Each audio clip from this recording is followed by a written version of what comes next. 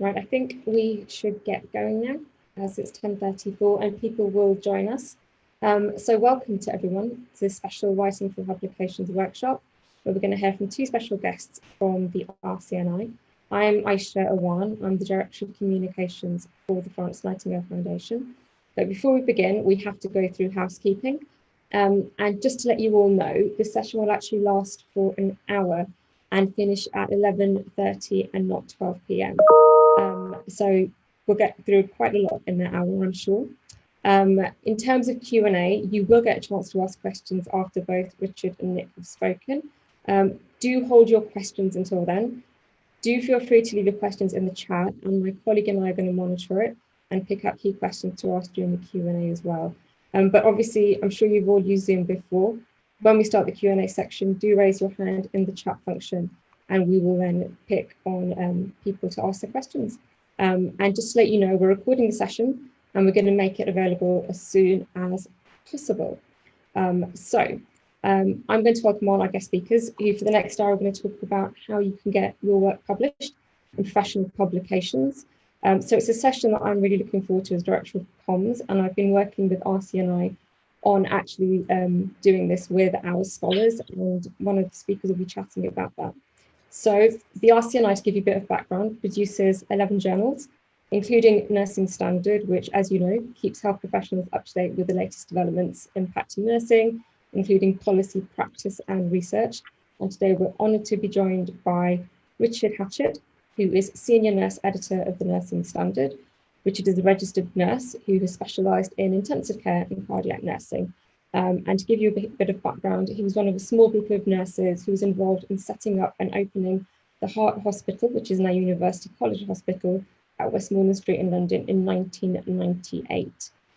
Richard's had a long career in higher education as a principal lecturer before working as a deputy head of school at the Royal Marsden in London and head of education and standards at the NMC. Joining Richard will be Nick Lipley.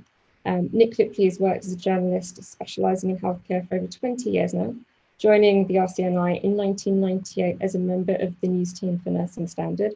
I was lucky enough to meet Nick last year when he was commissioning editor of specialist journals, and when FNF was busy planning the bicentenary celebrations before COVID struck. But we have continued to work with Nursing Standard. We're very, very proud of that partnership. In that particular role, Nick encouraged nurses to share best practice and improve patient care by helping them to publish their work or research a number of specialist journals. And in 2018, Nick also became editor of Mental Health Practice Journal and editor of Nursing Management at the same time. Nick's new role is now a CPD editor at RCNI. Both speakers are going to cover a number of themes in that hour, which are going to range from nurses' well-being to reflective practice, as well as leadership, which, as you know, at the foundation we are very, very proud of. So without much further ado, I'm going to hand over to Richard. Richard. Thank you very much, Aysha. You've done the first 5 minutes of my speech. That's good. I'm sorry. No, not at all, not at all. I was quite impressed by what I've done. Thank you for that. Hi, everybody. It's good to see you all. It's a different world at the moment, so hopefully we'll all get to meet for a cup of coffee as the years go by. It's a troubling time at the moment everywhere, isn't it? So it's really good to be here. Aysha has described, so I won't sum up again. I kind of am this senior editor for all of the journals, really, not just Nursing Standard, and I think Nick particularly will talk a little bit about those journals. But what I'd like to do for about 25 minutes, half an hour, is go through with you some of the, I suppose, the top tips to getting you published, but also to doing it in a time-efficient way, because there's nothing worse, is there, than sort of thinking, if someone had not told me, or someone had told me that, I wouldn't have gone all around the houses doing that, because nobody has, you know, you're not sitting there saying, I've got to spare 3 hours. What do I do? We're all under pressure. So what I'm going to go through is just some tips. Some of them you will know, some of them will be new to you, broadly speaking, of how we work from the publishing side as well. And I think Aysha's point about myself being a registered nurse, etc., is I've trodden that pathway ahead of you probably. I've published material over the years for about 30 years and co-edited books and worked for different publishers, as well as my nursing role. So I kind of I've got a good feel from a nursing perspective as to what they want as well. So the first thing, what I'm going to do is just, as I say, go through some of these top tips, and then these might trigger some questions, but afterwards, any questions at all, we're very open to in this area. What I would also say is Aysha and Adam and the team, etc., will have our emails. You're very, very welcome to email me or Nick afterwards and talk through any ideas if you've got them. And that doesn't necessarily mean that we're pushing you to publish with us. Of course, we'd like you to. But if the audience isn't right and we can't provide that, we're more than happy to sort of say, listen, it might not be for us, but here's a suggestion. So quite a lot of my time is spent chatting to nurses and just guiding them through this process, whether it's right for them now or not, or where they should perhaps go. So what I'm going to suggest to start with, and I also noticed on the Florence Nightingale Foundation website, I think Gemma Stacey does some excellent video clips as well. I was looking at those over the weekend. Do have a look at those because they are extremely practical and useful as well. So the first thing I would say to you is, and not everybody does this, is choose your journal carefully and choose your audience carefully. What you really want to avoid doing, if you can, and I tell you this because I did this 30 years ago and the first thing I wrote, is to write an article and then try and sort of flog it around to different journals. There's a problem with that, and one of the big problems is it may not be written in the style that the journal works to. And of course, it may be that they've already done something in that area. So before you start writing, have your idea and really do your homework on finding the journal that's right for you, so that you can write to their style and you can write to their audience. So perfectly acceptable to drop a line. We actively encourage that to the editor and say, listen, I'm thinking of writing an article on this. Is this something you'd be interested in? I get a lot of emails like that. But I do sometimes, and I got one last week, from the Middle East, actually, somebody who had written an article and they just wrote to me and said, would you publish it? We might be interested, but it's not in the style, it's not quite what we want. And so it's going to have to take a little bit of extra work. So really you need to select your journal and write to your journal to start with. If you approach the journal and it's not right for them, it's perfectly acceptable to say, could you give me some advice where it might be, it might fit better. You need to think of your audience very carefully, because what you're trying to do is obviously influence practice, improve practice, and get your message and your article out there. Remembering, for example, that the specialist journals are exactly that. So we publish, as Aysha said, 11 journals. So we're thinking here that our specialist journals will focus on those people in that specialism. So we have mental health practice, learning disability practice, we have emergency nurse, we have primary health care. So if that's where you think the audience is, absolutely fine to go to those journals. It's not really about how many people you can get to read the article. It's about finding the right audience who are going to take forward what you're saying into practice and influence practice. I think, excuse me, I think a popular misconception is that the broad journals, such as Nursing Standard, Nursing Times, British Journal of Nursing, will publish anything. But every journal has a particular audience. For example, Nursing Standard's predominant audience is bands 5 to 6 and students. It's not the specialist areas particularly. So really, they still have a particular stream of audience that they're aiming at. So still absolutely right to approach the editor to start with, to look at what the journal does, flick through it online. Of course, most of it is online now, and see what they actually do, because they won't necessarily say, yes, whatever you produce we'll publish because we're a general journal. They still do have their specific audience. So check your journal. Don't be too disheartened if they refuse. It may be nothing to do with your writing ability. If you are sending a sort of a praise-in or whatever, it may be because they've already done that subject. Nursing Standard works to particular themes. We know what we're doing for the rest of the year.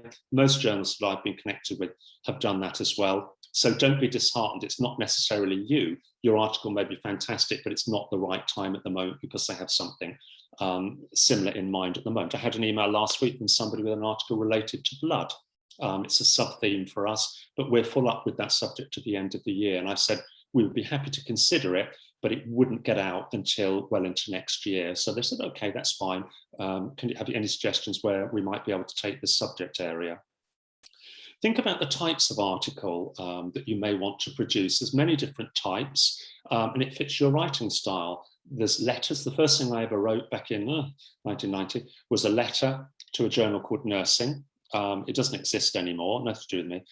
It doesn't exist anymore, but it was a letter about being a male nurse, and why do we always attach the word male to nurse? One of those, that issue comes up a lot. And I just wrote about my experience. It was a little letter and it got published.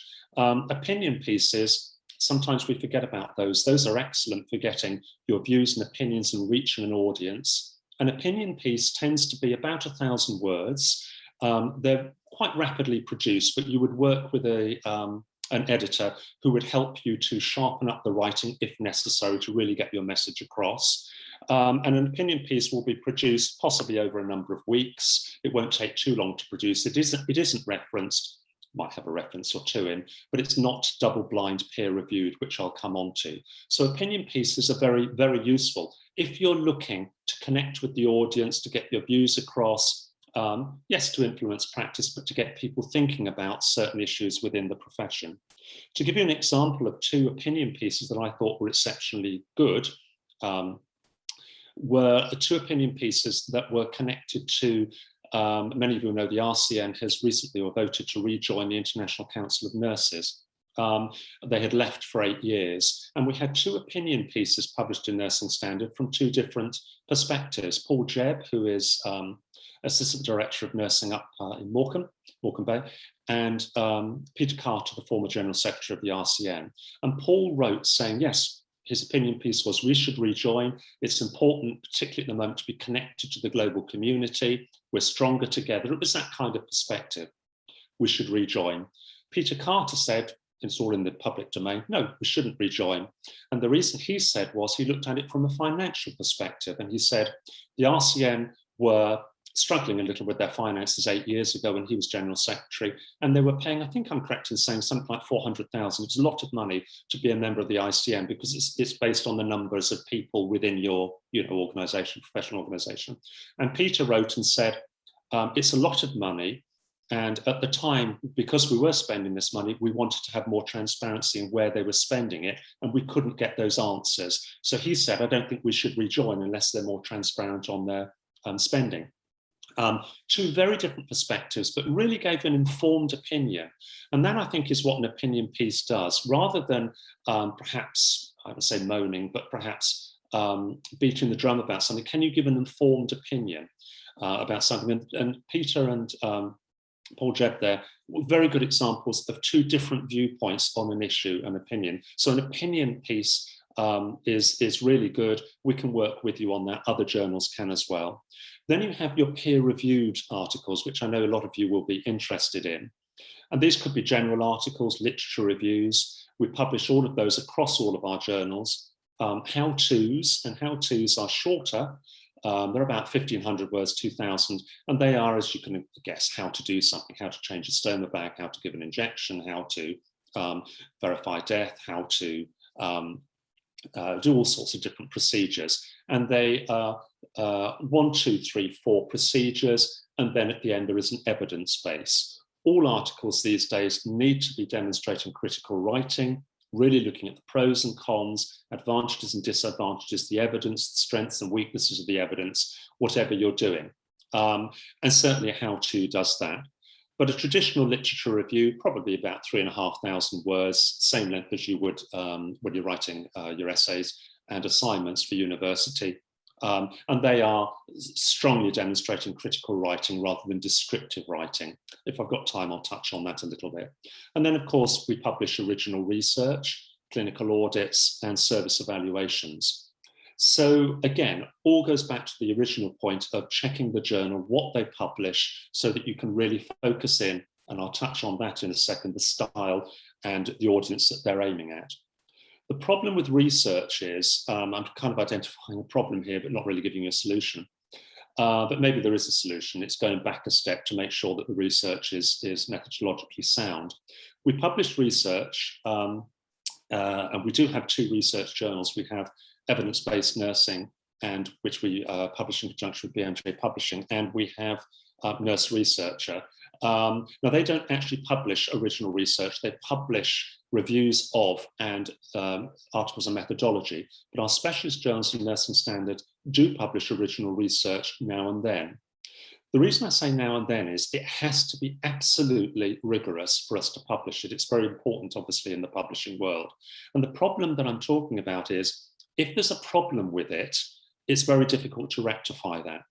Whereas with a literature review, it's easier. If I said to you, I've read your draft, and I always read a draft, I'm always offering there to read a draft and comment and help before it goes out to review, and Nick is the same, very happy to do that. I might say to you, I think you need to put a little more in about shared decision making. I think it's quite didactic. You're talking about educating patients, but I think we need to focus a lot more on shared decision making. I think you've got a definition there of health, but I think it would be good to do a little bit of synthesis and say how the definition has changed over time. You can do that with a literature review. You can say, yeah, fine, Richard, I'll give me a couple of weeks, I'll do that. But with the research, it's trickier because if the sample size is wrong or the tool isn't reliable, you've done the research. So always be thinking when you're undertaking research, ultimately, I may want to publish this. And that goes across into your issues about consent and the ethics and all of those sort of things.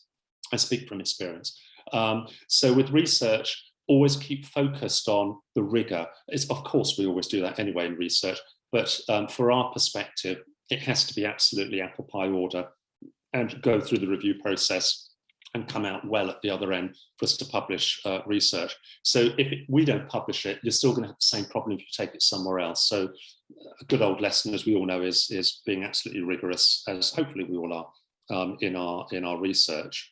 So once you've decided or worked and talked to the editor about the type of article, think about the structure. Now, the most common error I see, and Nick will I'm sure, agree with this, is where you get a draft in, somebody sent something in, and it doesn't fit the structure. So the simple thing, and many of you will know this, is once you've decided where you want to publish, look at the type of article and look at an example of the article that they published. If you're looking at literature review, look at the literature review general article, how to, whatever it is. And there's two things I think you need to look at there. One is the structure. So does it have an abstract? Does it have an introduction? Does it have a conclusion? How many words is it? All these sorts of things are critically important, because if you don't do that, somebody's got to do it. And it might be us at the editing stage, but we might say, listen, this is too much work. You need to do an abstract. So you need to follow the layout to the letter. The word limit is absolutely critical. It's another problem we see a lot of. We commission a lot, which just means we approach authors to write for us. And when I do the commissioning letter to them, I will say the word count is 3,500, maybe 4,000 at most, and includes everything. And I still get probably 1 in every 5, maybe 1 in every 4 that comes back and says, oh, I couldn't stick to the word limit. It's 5,500. We can't work with that. No publisher can, because of space and because of what your audience expects. Publishing is a very analytic-driven profession at the moment, and because all of the journals are online and most people are accessing on tablets and phones and computers, we have a very, very good idea of what people are looking at and what people want. And they want material that is not a chapter size, basically. And also it means when we ultimately publish, if we put it into print, not everything goes into print, someone else is pushed out because you want an extra half page. It's that type of thing. We have to think practically. So it's critically important that you stick to the wordage, because we'll end up irritating you, because we'll say, listen, we'll give you another 2 weeks, but you need to chop off another 500. So, or we'll have to give it to an editor to do that, and you may not be too happy about that. So we're not the experts in knowing what should come or go. So we ask everybody to keep to the word limit. It saves everybody a lot of time. Remembering also the reviewers will also they'll always want something else. They'll make a suggestion, well, we think you ought to, the literature should focus a lot more on the elderly, or this or that, whatever it is. They'll want something. So you need a little room for that as well. So never reach the limit of your words, and certainly never go over. Then we're thinking about the style of writing. Again, critically important. Remember that this will be a good general point for all journals really in healthcare. We're looking for critical analysis and critical writing. I don't need to tell you, particularly people listening in today, what that's all about, but we are looking for, as I've mentioned, looking around an issue, the pros and cons, the advantages and disadvantages, the evidence base. Is it weak? Is it strong? Are the gaps and so forth? It isn't anymore writing in a didactic, descriptive way. You do this, you do that, you do the other. People want to understand why, and it links obviously with the degree profession that we are. Some other things we see in the style of writing. You have to fit to the style. That's kind of how it is. So all peer-reviewed articles, I think to a letter really, do write in the third person. So we're not looking for I, we, let us now look at, the authors think that. With literature reviews, with general articles, etc., you're the conduit to that material. Your opinion, of course, counts, but you're not writing directly from your own perspective. It's not an opinion piece. The central point there is to follow the particular style. So if it's, what is the representation of critical writer within that journal? But generally speaking, pros and cons, advantages and disadvantages, the evidence base and so forth, really looking around a subject area, and don't write in the third person. So the important thing there is the style. One aspect I think we always need to see more of within the articles is synthesis. You know, we always hear that term, particularly when we talk about master's level work, but it's very important within articles. And synthesis is where you pull something together as you go along and conclude. So, for example, if you were providing a definition of health, this is quite a common one we see, nice definition of health. I would be saying to you, but does that definition fit everything? How's the definition changed over time? For example, we all know the World Health Organization definition. Health is not only the absence of disease, but also the state of complete physical, mental, and social well-being. Paraphrasing slightly, but it's the word complete. Very few people would ever achieve that. I'm sure nobody listening would achieve that. So now we look much more at a definition that is functional, that is what the person wants to achieve and how they can achieve their daily living, etc. So that's what I'm talking about, synthesis there. It's sort of making a critical comment rather than just giving definitions or stating how things are. So what actually are you saying about this? What are you summing up? And so we don't leave that to the end. Synthesis, pulling it together so the person says, oh, right, I see why that is. I understand why we're at that particular point. I understand how health has changed. Now I understand why health fits healthy aging, because no older person, or most older people, would never be in a state of complete physical, mental, or social well-being. So health would be a better definition, maybe a seed house definition of functional ability. So the synthesis is really stopping writing sometimes and having a think and pulling together those particular aspects. One thing that is critically important when you're publishing articles, and this can be opinion, this can be general articles, literature reviews, peer-reviewed material, etc., is not to assume that your audience understands everything. They've come to your article because they have some knowledge, of course, we all do, but if you're not defining things, if you're not explaining things, people will end up with a raised awareness and no facts, but they won't necessarily know how to apply that to practice. So thinking particularly about explaining and clarifying and applying to practice is everything for us. It's absolutely critically important because people don't need to read the article. You're asking them to, hoping they'll read your article. And when you do, you want it to resonate with them. And we know from our research that what readers across all our journals want is something that problem solves, not just interesting, but something that problem solves for them and is relevant for them.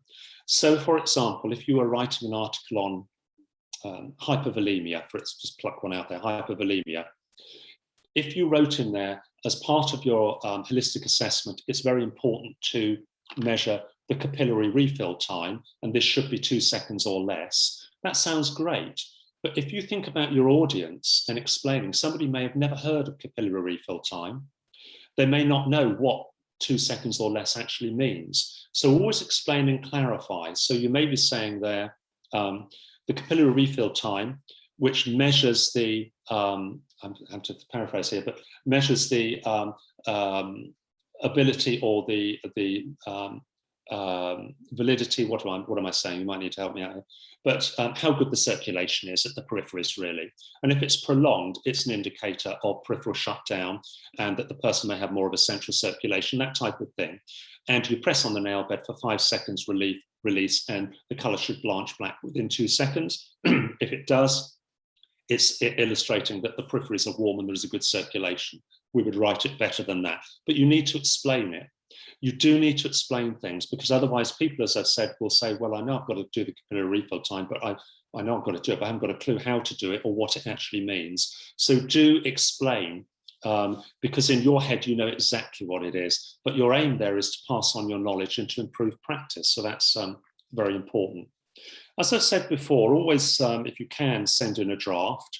As we do at the university, let the editor look at that and comment for you. Perfection is not there to start with, because you won't necessarily have written for that journal, know their style, etc. So they can help you out there and say, well, we'd like a little more of this, a little less of that, and so forth. So that's very important, if you can, to get a draft there, because it saves time later. Let's just touch on, before I hand over to Nick, let's just touch on the peer review process. And I think those are the type of articles that you may be particularly interested in. Double-blind peer review is fairly much the gold standard, certainly in healthcare articles. There is triple-blind review, single-blind review, but double-blind review, as you know, means that the author doesn't know who the reviewer is, and the reviewer doesn't know who the author is. And it means they can concentrate on the material itself, rather than thinking, oh, I know who this author is, they're really good, so I don't need to look so closely at it. Or, oh, this person works in this specialty, and why would they be writing this? It can't be very good.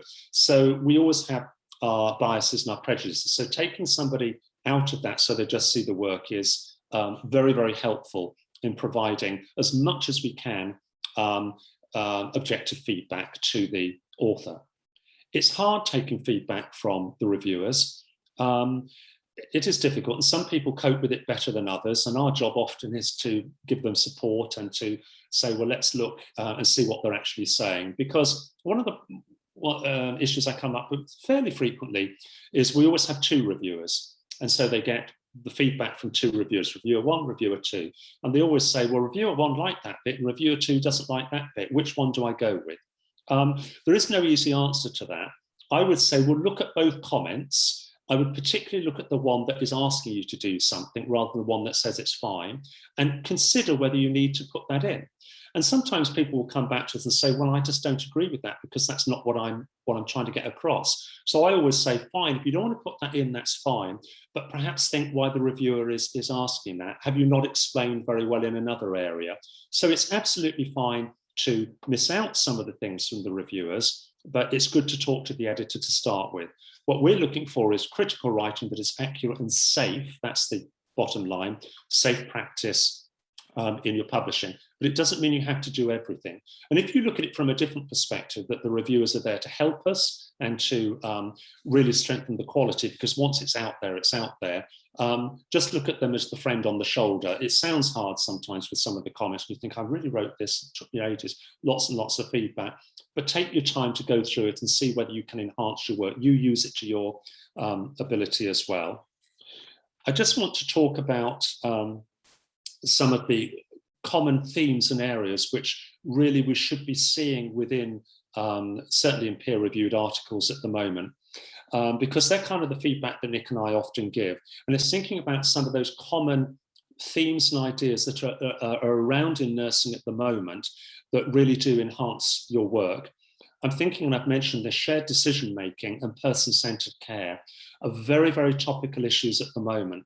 So I often say to authors, I'm working on an article at the moment, it's a dietary article, and it's talking about all the time about educating the patient. The patient needs to be educated to take these vitamins or whatever. The patient needs to be educated, the patient needs to be educated. And I've said, that's fine, as I said earlier, that's quite didactic. If we can get across shared decision-making, because you can educate people, but there's more to it as to why people change and don't change. So can we talk about supporting the person, focusing on their needs, their requirements, shared decision-making? So that's a theme that we see a lot of, but sometimes people do miss that out. Thinking about leadership, of course, certain leadership styles seem to be very fashionable at the moment. I'm thinking about transformational leadership and collective leadership, but also emotional leadership or emotionally intelligent leadership because of the pandemic particularly. We're seeing a lot of that sensitivity and emotionally intelligent leadership popping up in articles. That seems to be quite a common theme. Thinking about your organizational culture. And what I often say in articles is think about the individual nurse and think about the system or the organization. So it's not all about, one area of this is resilience. Resilience is a very sensitive topic in the profession at the moment because a lot of nurses, as you all know, sort of say, I've got to be resilient. Why is it always on my shoulders? So sometimes with resilience, we're thinking about, well, what can the system do? What can the culture do to support the profession? What can we do? I wrote an article a couple of years ago on the medicines fridge, thrilling article, on the medicines refrigerator. And the reviews came back and said, you focus a great deal on the individual, doing the checking and not overstocking, etc. But what can the organization do? What can the system do to ensure that there aren't problems? I'm thinking of the human factors approach here to medication errors and so forth. But what can the system do? How can you improve the alarm system? Policies, procedures, the overwork of staff, not always easy to solve. But what is the organisation or the system doing to facilitate us in practice? So think about your systems approach as well as what the individual should do. And of course, the big one as well is thinking about COVID-19. Some people write articles and they never mention COVID. It's the biggest thing ever in our lives, really. Hopefully, it won't get any bigger. But do mention that. It's fine because that increases the relevance of your article.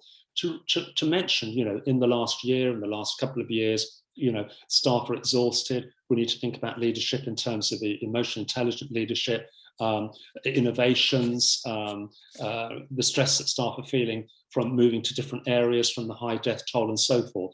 Absolutely fine to give it a relevance to today.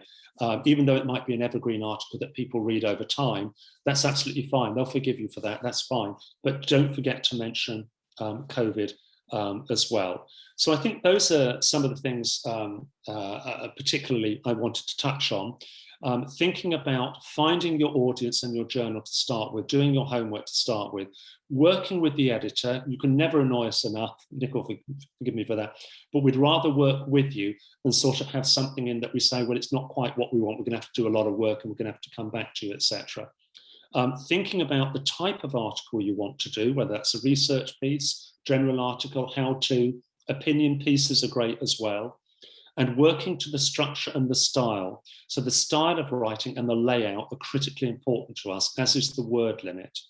Giving a draft into the editor, let them work with you, be open to constructive criticism. You won't get it right first time. Nick's written for years, I've written for 30 years, and I still wait for people to come back. Oh, what about this? What about that? Could you add this? Could you add that? It's a partnership approach. It's not like trying to get a perfect essay into the university for high marks. It is a two-way process. Be open to constructive criticism from the reviewers. Articles can take time to go through the system. I'll sort of finish on that one. We do send out to review sometimes twice, sometimes 3 times, particularly if you've had to do a lot of rewrites, because we just want to make sure that we're getting it right with you to support you very much as well. And articles can take 6 months, maybe take a year sometimes to come out, particularly if they're scheduled to go online with a particular theme, which is what we do with Nursing Standard. We don't publish it necessarily when it's ready. We publish it when it will fit in with a theme that's coming up, so the reader has a nice package of issues in urology or research methodology or respiratory or whatever. And just remember about your common areas when you're writing these days. Shared decision-making, person-centered care, leadership, organizational culture. There's many others. COVID-19, do mention COVID, because that's the lived experience. But always be thinking as well about your audience. Explain things to them, define things for them. Whenever we do an article on diabetes, I always add in the beginning what type 1 and type 2 is and the other types as well, because you don't know who your reader is. Don't leave them all the time thinking, I can't go on with this article because I don't understand what all this is, or I have to keep looking at Google. So do explain. as you would do when you're doing your teaching, explain something to people and just keep honing your critical writing skills, the pros, the cons, the advantages, disadvantages, and what's your comment on the evidence base. And gaps are good. If there's no evidence, that's fine. There's not a lot of evidence in certain aspects of COVID at the moment. It's fine. Outline what needs to be done. So that's kind of giving you a potted overview of some of the things that we're looking for from the publishing perspective. Fantastic. Thank you so much for that, Richard. And now, Nick, would you like to do your section? Yes, hello. Good morning, everyone. My name is Nick Lipley, and I'm a CPD editor at RCNI. I took on that role about a year ago, as Aysha mentioned, and I work across 10 of the 11 journals that RCNI produce, as well as other products such as RCNI Learning. I won't take up too much of everyone's time, just to give you a little bit of background, because I know we want to get on to the Q&A section of the morning. I just want to outline, as CPD editor, I work commissioning CPD articles. I'll explain a little bit more about them in a minute, but importantly, I'm also here to support potential authors and authors, and then also promote the articles once they're published online and in print through social media and so on. CPD articles are, in terms of word count, the largest of the sorts of articles that we produce. Continuing professional development articles, as the name suggests, and they prove very, very popular, not because of anything I do, of course, but because of their nature. They're informative, educational, and lots of people use them for revalidation and personal development planning as well. So they're very, very popular. In terms of support, I'm here to be helping authors, as Richard's mentioned. I'm very happy to work with authors to run through their ideas and to see which journal they would best fit in. Richard's touched on a lot of the journals, well, touched on or name checked some of the journals we work for, but or that we have, but they cover cancer care, emergency care, learning disabilities, children and young people, nursing management, primary healthcare, older people, and I'm bound to have missed one of them out. Mental health practice as well, of course we do, and so on. Across all our titles, one thing which I would highlight at this stage is that we have about, at last count, just over 55,000 subscribers to all the titles.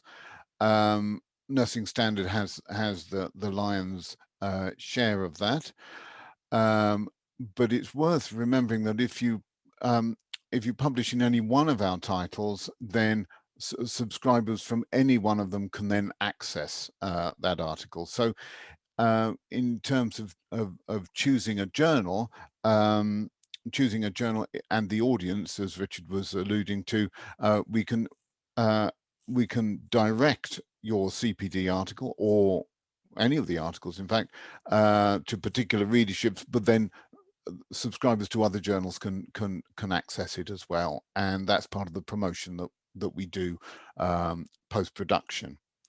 Very simply, CPD articles, what's different about them? Well, a lot of the articles which Richard was suggesting, was talking about, it's very important that to keep them sort of patient or client focused and client patient centered. They have recommendations or implications for practice. CPDs, again, because they're more education, they will have intended learning outcomes and reflective timeout activities, again tying in with the purpose of revalidation and personal development planning. Part of the support that I offer or can offer is to work with authors through just planning what those intended learning outcomes and the timeout activities are, or what they're likely to be, as well as working on article titles and things like that. And really, we can then use that as a framework for the article itself. And that also helps with controlling the word count as well. In terms, Richard mentioned a couple of word counts earlier. For CPD articles, they're slightly bigger. They're slightly longer. They can be up to 5,400 words, but that includes all references, all boxes, all material. That's everything. And once again, I would stress the need to keep within that word count. But again, I'm here to help with that process, as are the peer reviewers. And the peer review, the method of peer review, the double-blind peer review that Richard talked about, is exactly or very similar, basically, with CPD articles. Yes, we have 10 journals. I've mentioned those. Say, for example, there, if we just to give an idea of the sorts of conversation that you and I might have, would be if you're thinking about an article focusing on infection control, then the question might come up of where, Nick, where do you think this best fits? Where would be our target audience? And of course, that might be it might be nursing management, for example. It might be primary health care, or that deals with community care more broadly than just primary care. Or, for example, it might be emergency care for Emergency Nurse Journal. So those are the sorts of conversations we can be having, and to be really tailoring what you're going to write, and that's the future tense. So we have that conversation really early on, just to sort of help you in and to think about your particular reader. Or CPD articles are unusual in that they are paid for as well. We pay £250 for each of them on publication, and I think that's and I can always refer, and there's plenty of examples of CPD articles online on our Write for Us publication website, so we can direct you to those as well. I won't take up any more of your time now. I think we've covered everything. Just to echo what Richard was saying about a partnership approach to writing, absolutely, we're here to support you pretty much every step of the way, if you need to, if you feel that's appropriate. Anyway, I have nothing more to add now, because we've got just a few minutes for Q&A. So I'll mute myself, but Aysha. Brilliant. Thank you so much, Richard and Nick, for that. That was very, very informative. Does anyone have any questions? If you do the raise your hand icon, I can then go over to you. Okay, because I do actually have a question, just to sort of get it started. And Nick, you touched on this just now with your CPD training, so articles. What if your article that you are writing falls between, say, two journals at the RCNI? Is it worth approaching both, or should any writers be contacting you first to discuss that? And that's not CPD articles, that's anything they could be writing about. Right, thank you very much, Aysha. If it's a CPD article, I know we're not focusing only on CPD, but if a CPD article is an easy one to answer, because then they should come to me. Each of the specialist titles has its own editor. And again, I could direct people to the editors in question. And I think at that point, maybe I could offer a little bit of guidance on that for the evidence and practice articles. But I think it would be worth then contacting the editors separately to see what they say. That doesn't mean submitting it to both, as is common practice. Submit only to one journal at a time, submit only to one journal and see how that goes. And then, but again, as Richard was saying, that editor, whoever that is, would then be able to guide them, would guide the potential author to somebody else if they thought it wasn't suitable for their particular journal. Again, we all work together, and we might often have I often have discussions with the editors. Where do you think this article would best fit? Would it best fit with Julie, with you in primary healthcare, or is it something more for Sophie's journal, emergency nurse, for example? Does that answer your question? It does, thank you, and I hope that was helpful to everyone. We do have a question from Gina Winter-Bates. If you want to unmute yourself and start your video, please ask your question. Thank you.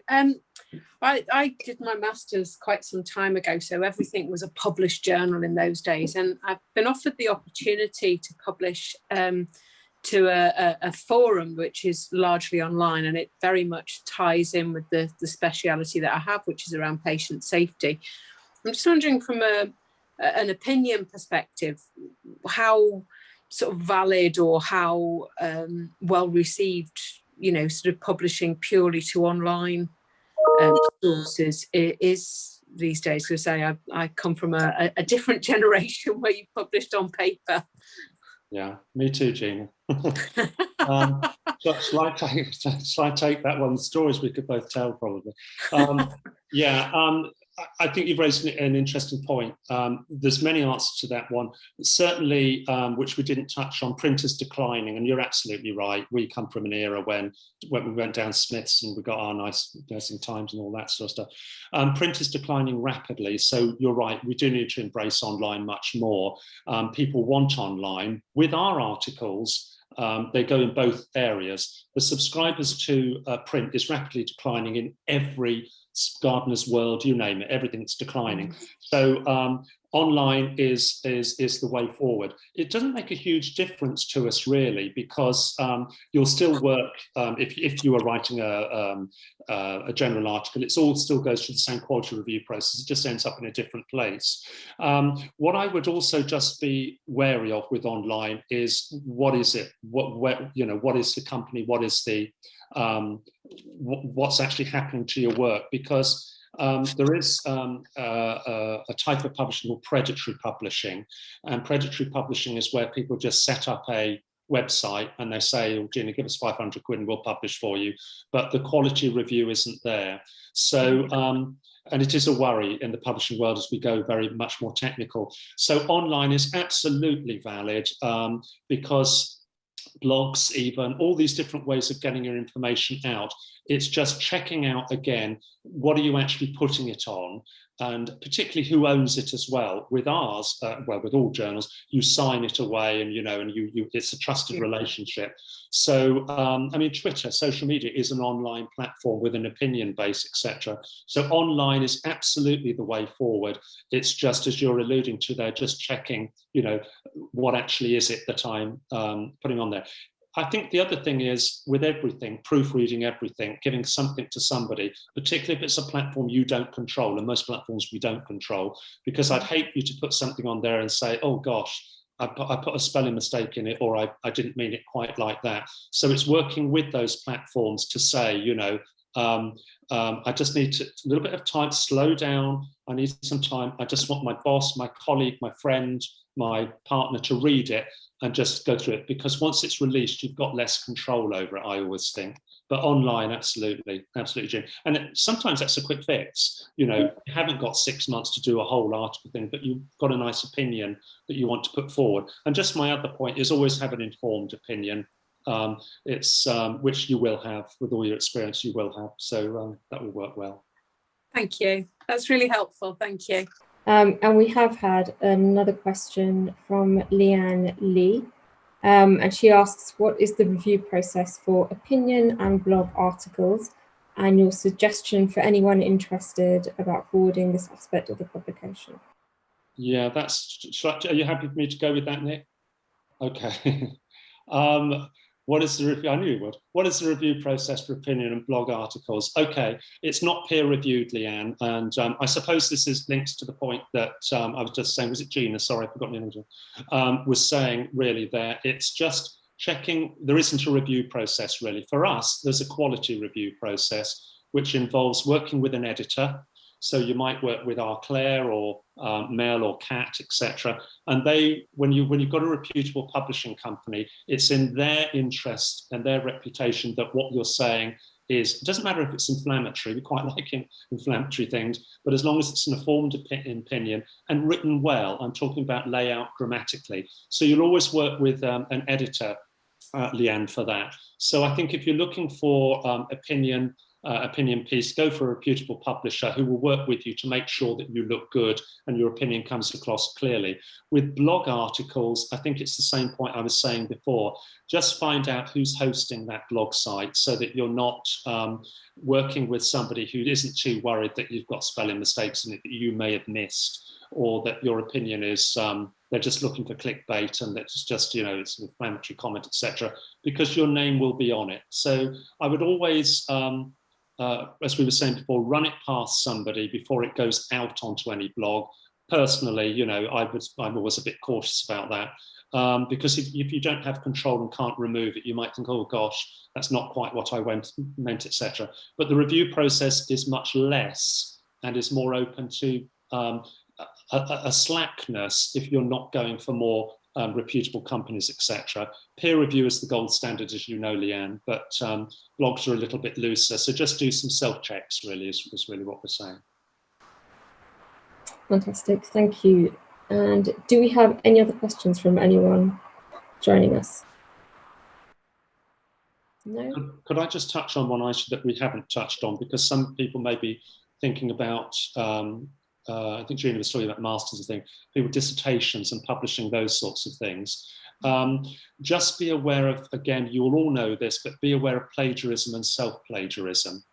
These are very hot topics.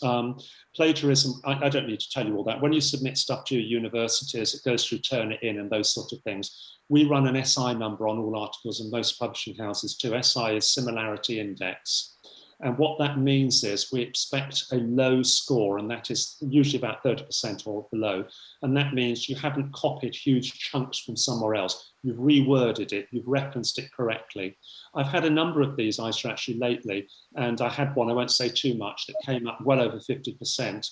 And what it does tell us is exactly where it's come from. And it was somebody who just copied and pasted chunks out of their dissertation.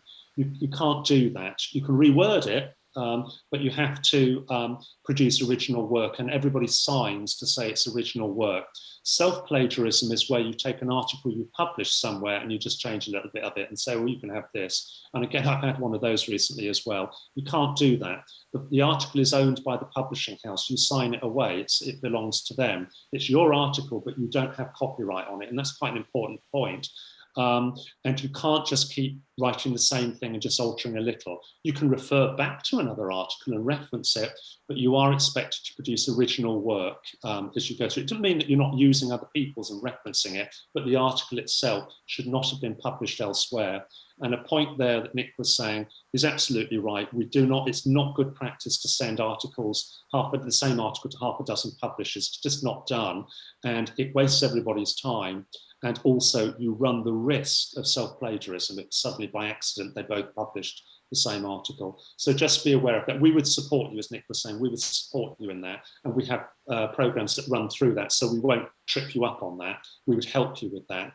But the lady with the high score, we had to work with her to reword that and reframe that, because it's supposed to be and has to be an original piece of work. And RCA and I just send it straight back to me and say, score's too high, you need to work with them. So it's very important. Sorry, Nick.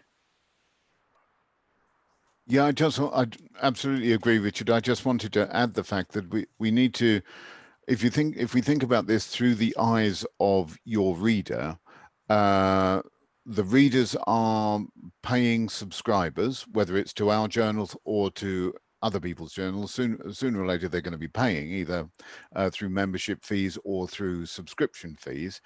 And it's just, they don't want to read stuff. They don't want to have bought stuff which they've they've read already elsewhere, or that they can find elsewhere, either online or for free. Basically, we need to be offering them something new, something fresh, and of course something which is very pertinent to their practice, with lots of relevance. What was the phrase you used? Problem solving and relevance, which Richard was saying. Absolutely, and that's our job here as partners, to produce something which is solving everyday problems, common everyday problems, and being relevant to practice and improving patient care. Brilliant, thank you for that, Nick. Anyone else before we wrap up? No? Fantastic. And thank you to both Richard and Nick. That's really been very informative, not only for obviously our participants, but for me. And I've been doing my job for about 20 years now. So Nick, as you mentioned, have conversations early on. Of course, we've been trying to do that at the foundation as well, so we can take full advantage of your offer to produce scholar articles in the journals. And obviously giving me some reassurance about mentioning COVID, because I do think it's going to impact a lot of areas around mental health through to learning disability. So if it adds to the relevance, absolutely include it. And your two things about it's hard taking feedback from reviewers that you mentioned, Richard. Even now, like I said, I haven't done this for so long, it is difficult, but obviously it helps us become better writers, definitely. And have an idea of your journal and write to its style. So obviously do your research, and I'd tell anyone to do that who's writing an article for us that we were going to put in a publication. So I hope that was helpful to everyone here. Thank you so much for joining us. And Richard and Nick, thank you for taking the time out to meet with scholars, of course. Please do. Aysha, just one thing. I hope everyone knows how to, or you'll make everyone aware how to get in touch with us, probably best by email. Absolutely. And I was about to say that Richard and Nick have very kindly offered to share their emails with us. So do get in touch with Adam or myself, and we will make that connection. That's no problem. We will share your email addresses. So thank you very much to both of you. And yes, hopefully we can do this at another time. Yeah, absolutely. I hope so. Thank you very much. Everyone, have a good day. Have a good day now. Bye.